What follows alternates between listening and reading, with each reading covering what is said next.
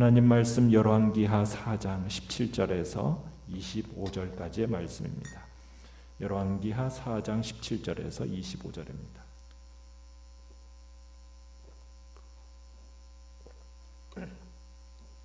열왕기하 4장 17절에서 25절 우리 한 목소리로 같이 읽겠습니다. 시작. 여인이 과연 잉태하여 한 해가 지나 이때쯤에 엘리사가 여인에게 말한 대로 아들을 낳았더라. 그 아이가 자라매 하루는 추수꾼들에게 나가서 그의 아버지에게 이르렀더니 그의 아버지에게 이르되 내 머리야 내 머리야 하는지라. 그의 아버지가 사환에게 말하여 그의 어머니에게로 데려가라 하매 곧 어머니에게로 데려갔더니 낮까지 어머니의 무릎에 앉아 있다가 죽은지라. 그의 어머니가 올라가서 아들을 하나님의 사람의 침상 위에 두고 문을 닫고 나와 그 남편을 불러 이르되 청하건대 사환 한 명과 나귀 한 마리를 내게로 보내소서. 내가 하나님의 사람에게 달려갔다가 돌아오리이다 하니 그 남편이 이르되 초하루도 아니요 안식일도 아니거늘 그대가 오늘 어찌하여 그에게 나아가고자 하느냐 하는지라. 여인이 이르되 평안을 비나이다 하니라.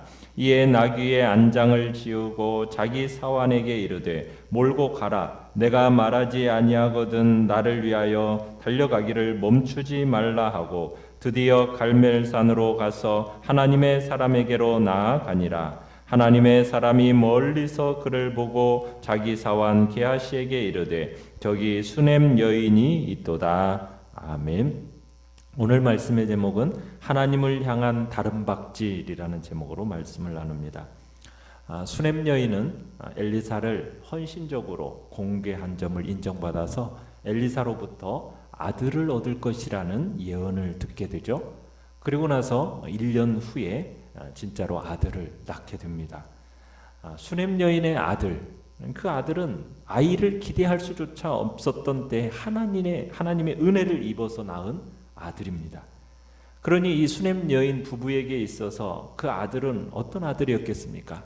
참으로 금지옥엽처럼 길렀을 것입니다. 그들 부부에게 있어서 그 아들은 그 인생의 전부라고 해도 과언이 아니었겠죠.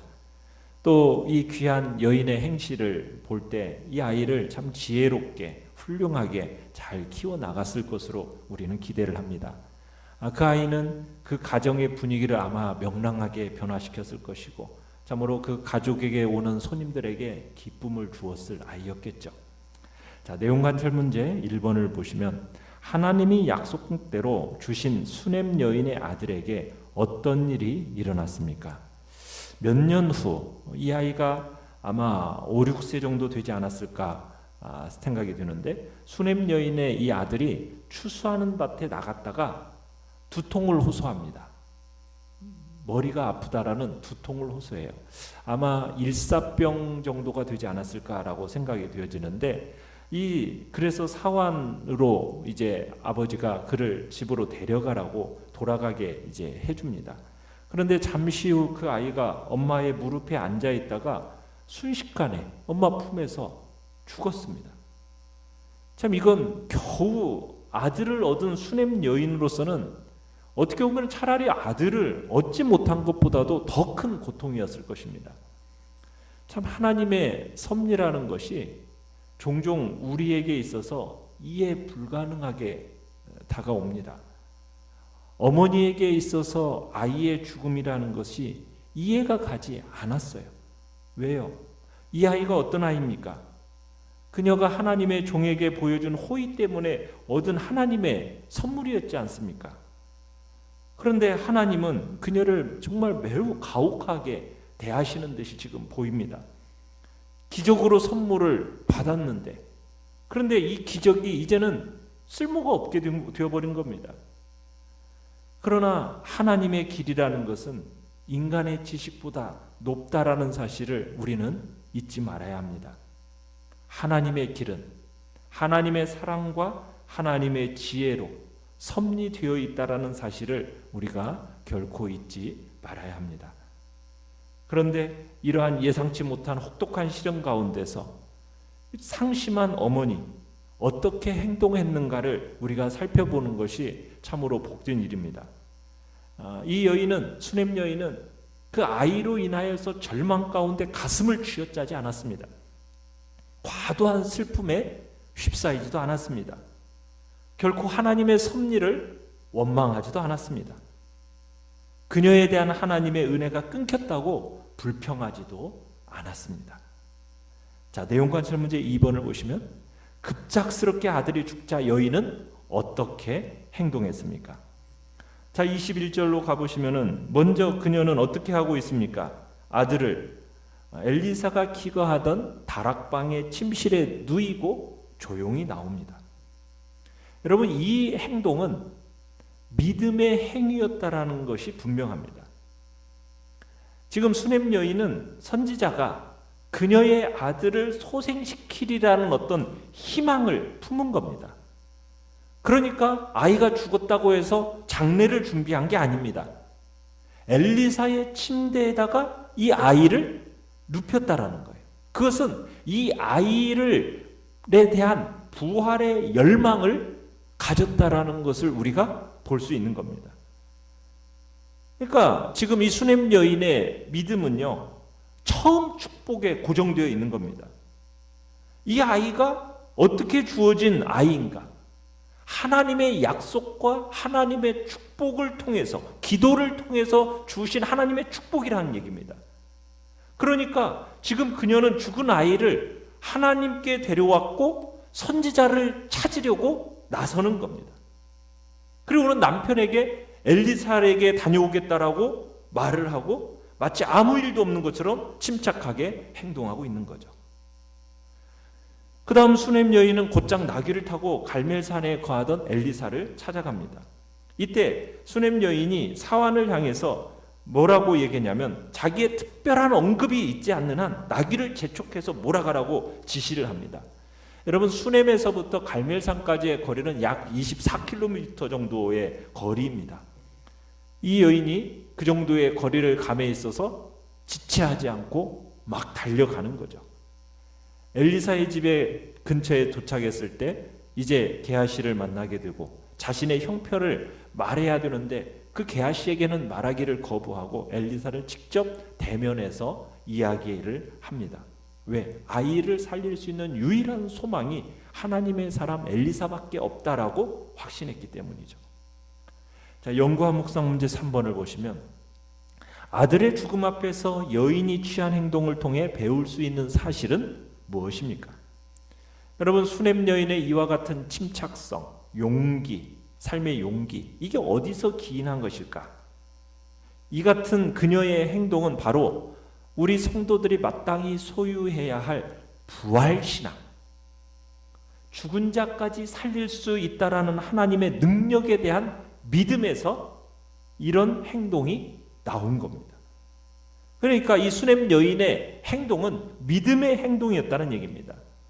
우리가 히브리서 11장에 가보면은 구약 시대에 있었던 믿음의 승리를 열거하는 내용이 쭉 나오는데 그 가운데 어떤 내용이 있느냐면 믿음으로 여자들은 자기의 죽은 자를 부활로 받기도 하며, 이 말씀이 나와요. 이렇게 기록되어 있어요.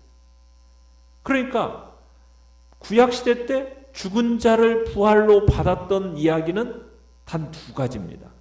그 중에 하나가 바로 이 수넴 여인의 경우예요. 그러니까 이 수넴 여인이 어떻게 해서 아들을 얻었어요? 자연적인 출생 과정을 통해서 얻은 아들이 아닙니다. 자연적으로는 자녀를 생산할 수 있었습니까? 없었습니까?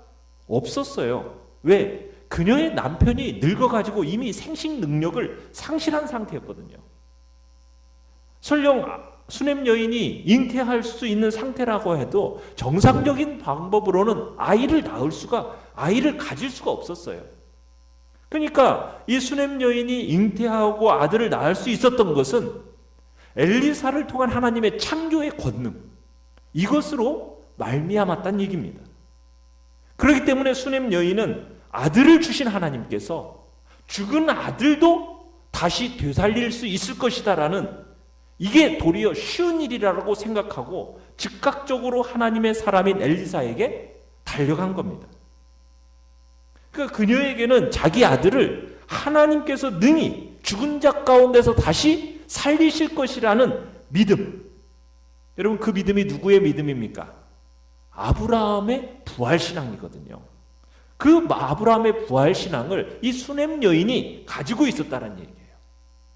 참 어떻게 보면 아직 부활의 진리가 확연하게 드러나지도 않았던 이때에 수넴 여인은 부활신앙을 가짐으로 인해서 자기의 독자, 어떻게 보면 자기의 독자가 죽는 이 극심한 시련 앞에서 좌절하거나 낙심하지 않을 수 있었다라는 사실입니다. 그렇습니다. 여러분, 부활의 진리, 이 부활의 진리는 슬픔과 고통까지도 이길 수 있게 해주는 겁니다. 우리의 삶에 진정한 확신을 공급해주는 위대한 힘은 바로 이 부활신앙인 거예요.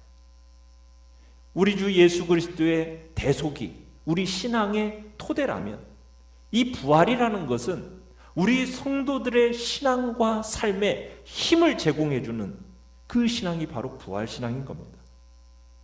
우리 성도들은 이 부활 진리를 확신하면서 살면 여러분, 어떤 불행이 닥쳐도 그것을 능히 이기고 다시 일어설 수 있는 힘을 얻게 되는 것입니다. 우리도 수넴 여인처럼 흔들리지 않는 이 부활신앙 지녀야 할 것입니다.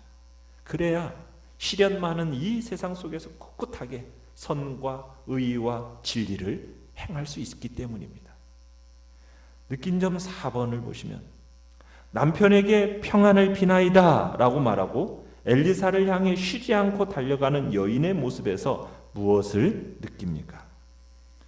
지금 이 수넴 여인이 가진 문제는 인생 가운데서 그 누구에게도 말한다고 해서 해결될 수 있는 성질의 것이 아니에요. 그죠?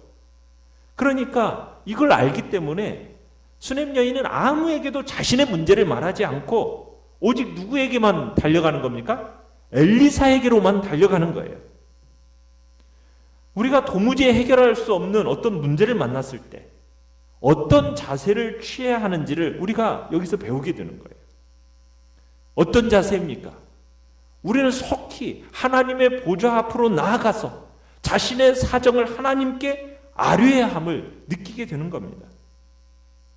우리가 중대한 인생의 문제를 만나서 지체하거나 아무런 도움도 줄 수 없는 인생들과 상의하고 전화통 붙들고 매달려서 그들이 주는 어떤 위로나 받기에 급급하다면 우리는 탄식에 불과한 것이고 그만큼 시간과 힘을 낭비하는 결과를 가져오게 되는 겁니다.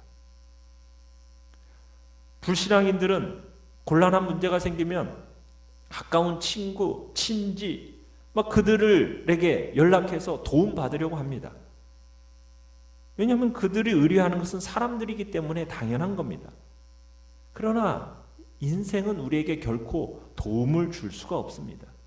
왜냐하면 그들 역시 문제를 안고 사는 유한한 인생이니까요. 대개의 경우 사람들이 위기를 만나면 귀가 가벼워져요. 귀가. 왜? 지푸라기라도 잡고 싶은 심정이거든요. 그러니까 이 사람의 말, 저 사람의 방법 그런 걸 쉽게 따르게 됩니다. 그러니까 뭐에 쉽게 걸려드는 겁니까? 사기꾼한테 쉽게 걸려드는 거예요. 성도들은 이단 사설에 미혹됩니다. 그런 일들이 많아요. 어렵고 힘들면 너무 귀가 가벼워지다 보니까 이 사람 저 사람 말, 방법, 심지어는 이단들의 말에 너무 쉽게 빠져들어가게 되는 겁니다. 우리는 인생의 중대한 문제를 만나게 되면 어떻게 해야 됩니까? 수넴 여인처럼 신속히 하나님께로 나아가 아뢰는 것. 이게 가장 지혜로운 태도인 겁니다. 그럴 때일수록 우리는 하나님의 말씀을 가까이 하고 그런 위기의 순간이 닥칠수록 조용한 골방을 찾아서 겸손히 하나님 앞에 무릎을 꿇고 그분의 음성을 들으려고 주님 앞에 엎드려 말씀과 기도로 나아가는 것이 그것이 가장 문제의 빠른 해결 방법이라는 겁니다. 하나님은 어떤 분이십니까? 누구보다도 우리의 형편과 처지를 잘 아시는 분 아닙니까? 하나님밖에 없습니다. 해결책도 누구에게 있습니까? 하나님만이 지니고 계시는 거예요. 왜? 그분이 바로 우리를 창조하신 창조주요, 우리의 생사화복을 주관하시는 만유의 통치자시요, 우리의 아버지가 되시는 분이기 때문입니다. 그러니까 우리 자신의 힘으로 감당할 수 없는 문제가 생기면은 나 자신의 계획, 사람들을 의지하기보다 먼저 신속하게 하나님께 아뢰는 그런 지혜로운 성도가 되시기를 바랍니다. 정말 환난 날에 하나님을 의뢰하고, 정말 당신을 찾아 나온 사람들에게 하나님은 사람의 생각이나 지혜, 사람의 손과 힘으로 얻을 수 없는 정말 온전하고 확실한 해답을 베풀어 주시는 것입니다. 우리 결단과 적용 5번을 보시면, 문제가 닥치면 나는 누구에게 가장 먼저 달려가 의논합니까? 하나님 앞에 나의 문제를 내려놓지 못하게 만드는 방해 요소는 무엇입니까? 주님 앞에서 한번 우리 인생의 문제를 딱 만났을 때 내가 먼저 하고 있는 행동은 무엇인지, 주님 앞에 나아가는데 방해 요소가 있다면 이 시간에 주님 앞에 다 내려놓고 가장 먼저 주님 앞에 달려가는, 주님 앞에 그 모든 문제의 해결자 되신 하나님 앞에 아뢰는 자로 살아가겠다고 다시 한번 결단하시길 바랍니다. 자, 오늘의 기도 같이 읽겠습니다. 시작. 인생의 문제를 만났을 때 당황하거나 불안해하지 않고 도움의 근원이신 하나님께 달려가게 하소서. 아멘.